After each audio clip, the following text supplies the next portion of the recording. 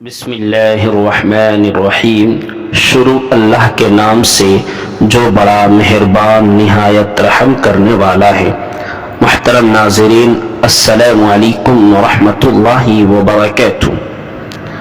حضرت سلیمان علیہ السلام اور ایک چیونٹی کا واقعہ۔ حضرت سلیمان علیہ السلام حضرت داؤد علیہ السلام کے بیٹے ہیں۔ یہ اپنے مقدس باپ کے جانشین ہوئے اور اللہ تعالیٰ نے ان کو بھی نبوت اور سلطنت دونوں سعادتوں سے سرفراز فرما کر تمام روئے زمین کا بادشاہ بنا دیا، اور 40 برس تک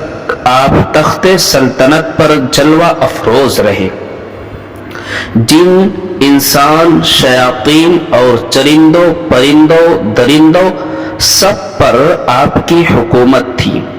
سب کی زبانوں کا آپ کو علم عطا کیا گیا تھا، اور طرح طرح کی عجیب و غریب آپ کے زمانے میں بروئے کار آمد ہوئے۔ چنانچہ قرآن مجید میں اللہ تبارک و تعالیٰ نے ارشاد فرمایا: وَوَرِثَ سُلَيْمَانُ دَاوُودَ وَقَالَ يَا أَيُّهَا النَّاسُ عُلِّمْنَا مَنطِقَ الطَّيْرِ وَأُوتِينَا مِن كُلِّ شَيْءٍ إِنَّ هَذَا لَهُوَ الْفَضْلُ الْمُبِينُ، جس کا ترجمہ ہے: اور سلیمان داؤد کا جانشین ہوا اور کہا، اے لوگو، ہمیں پرندوں کی بولی سکھائی گئی اور ہر چیز میں سے ہم کو عطا ہوا، بے شک یہی ظاہر فضل ہے۔ اسی طرح دوسری جگہ قرآن کریم میں ارشاد فرمایا: وَلِسُلَيْمَانَ الرِّيحَ غُدُوُّهَا شَهْرٌ وَرَوَاحُهَا شَهْرٌ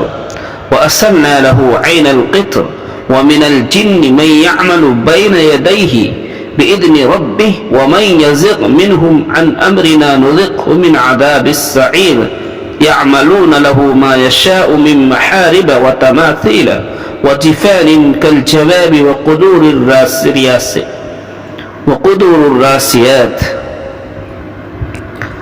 اور سلیمان علیہ السلام کے بس میں ہوا کر تھی۔ اس کی صبح کی منزل 1 مہینے کی راہ اور شام کی منزل 1 مہینے کی راہ، اور ہم نے اس کے لیے پگھلے ہوئے تانبے کا چشمہ بہایا، اور جنوں میں سے وہ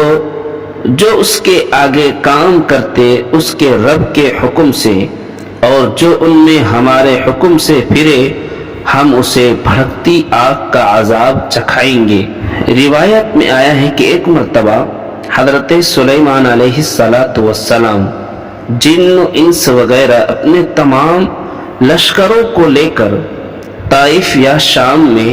وادی نمل سے گزرے، جہاں چیونٹیاں بکثرت تھیں۔ تو چیونٹیوں کی ملکہ جو مادہ اور لنگڑی تھی، اس نے تمام چیونٹیوں سے کہا، اے چیونٹیوں، تم سب اپنے گھروں میں چلی جاؤ، ورنہ حضرت سلیمان علیہ السلام اور ان کا لشکر تمہیں بے خبری میں کچل ڈالے گا۔ چیونٹی کی اس تقریر کو حضرت سلیمان علیہ السلام نے 3 میل کی دوری سے سن لیا، اور مسکرا کر ہنستے ہوئے اللہ تبارک و تعالی نے اس کا ذکر قرآن کریم میں یوں ارشاد فرمایا ہے: یہاں تک کہ جب چیونٹیوں کے نالے پر آئے اور ایک چیونٹی بولی، اے چیونٹیوں، اپنے گھروں میں چلی جاؤ، تمہیں کچل نہ ڈالے سلیمان اور ان کے لشکر بے خبری میں، تو اس کی بات سے مسکرا کر ہنسے۔ اس قرآنی واقعات سے چند اسباق ہدایات معلوم ہوئے۔ چیونٹی کی آواز کو 3 میل کی دوری سے سن لینا، یہ حضرت سلیمان علیہ السلام کا معجزہ ہے، اور اس سے معلوم ہوا کہ حضرت انبیاء کرام علیہ السلام کی بصارت و سماعت کو عام انسانوں کی بصیرت و سماعت پر قیاس نہیں کر سکتے، بلکہ حق یہ ہے کہ انبیاء کرام کا سننا اور دیکھنا اور دوسری طاقت عام انسانوں کی طاقتوں سے بڑھ چڑھ کر ہوا کرتی ہے۔ چیونٹی کی تقریر سے معلوم ہوا کہ چیونٹیوں کا بھی یہ عقیدہ ہے کہ کسی نبی کے صحابی جان بوجھ کر کسی پر ظلم نہیں کر سکتے، کیونکہ چیونٹی نے وَهُمْ لَا يَشْعُرُونَ کہا، یعنی حضرت سلیمان علیہ السلام اور ان کی فوج اگر چیونٹیوں کو کچل ڈالیں گے تو بے خبری کے عالم میں لاشعوری طور پر ایسا کریں گے، ورنہ جان بوجھ کر ایک نبی کے صحابی ہوتے ہوئے وہ کسی پر ظلم و زیادتی نہیں کریں گے۔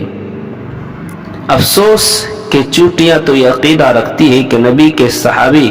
جان بوجھ کر کسی پر ظلم نہیں کر سکتے، مگر رافضیوں کا گروہ ان چوٹیوں سے بھی گیا گزرا ثابت ہوا کہ ان ظالموں نے حضور صلی اللہ علیہ وسلم کے مقدس صحابہ پر تہمت لگائی کہ ان بزرگوں نے جان بوجھ کر حضرت بی بی فاطمہ زہرا رضی اللہ تعالی عنہا اور اہل بیت پر ظلم کیا، معاذ اللہ۔ یہ بھی معلوم ہوا کہ حضرت انبیاء کرام کا ہنسنا تبسم اور مسکراہٹ ہی ہوتا ہے، جیسا کہ احادیث میں وارد ہوا ہے کہ یہ حضرات کبھی کہے مار کر نہیں ہنستے تھے۔ ایک لطیفہ منقول ہے، ایک مرتبہ حضرت قتادہ محدث رحمت اللہ علیہ جو نہایت ہی بلند پائے کے عالم اور جامع العلوم علامہ تھے، بالخصوص علم حدیث اور تفسیر میں تو اپنا مثل نہیں رکھتے تھے، کوفہ تشریف لائے تو ان کی زیارت کے لیے ایک عظیم الشان مجمع جمع ہو گیا۔ آپ نے تقریر فرماتے ہوئے حاضرین سے کئی بار یہ فرمایا، صلو عما شئتم، یعنی مجھ سے جو چاہو پوچھ لو۔ حاضرین پر آپ کی علمی جہالت کا ایسا سکہ بیٹھا ہوا تھا کہ سب لوگ دم بخود خاموش بیٹھے رہے، مگر جب آپ نے بار بار للکارا تو حضرت امام اعظم ابو حنیفہ رحمت اللہ علیہ جو ابھی بہت کم عمر تھے، خود تو کمال ادب سے کچھ نہ بولے، مگر آپ نے لوگوں سے کہا